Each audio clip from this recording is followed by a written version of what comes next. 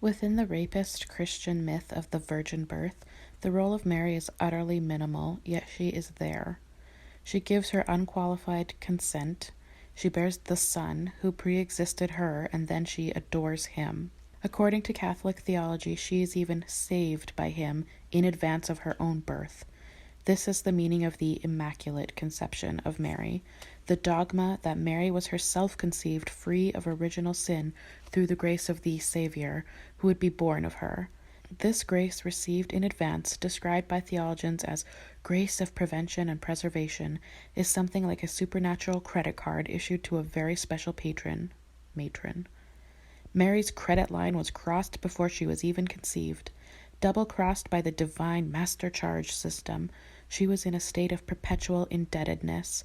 Still, as I have explained elsewhere, despite all of the theological minimizing of Mary's role, the mythic presence of the goddess was perceivable in this faded and reversed mirror image. The ultimate rape of the goddess, however, required something more than this refined confinement in the figure of Mary. The adequate androcratic invasion of the gynocentric realm can only be total erasure and elimination of female presence, which is replaced by male femininity. Thus, in the Christian myth, the divine Son is reborn again and again, without even the vestigial presence of the Virgin Mother.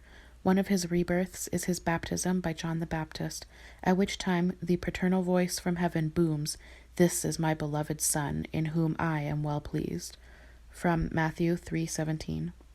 This is later followed by the supreme rebirth, namely his resurrection from the dead. This theme of descent to the underworld and emerging from the earth has of course been present in myths concerning the goddess.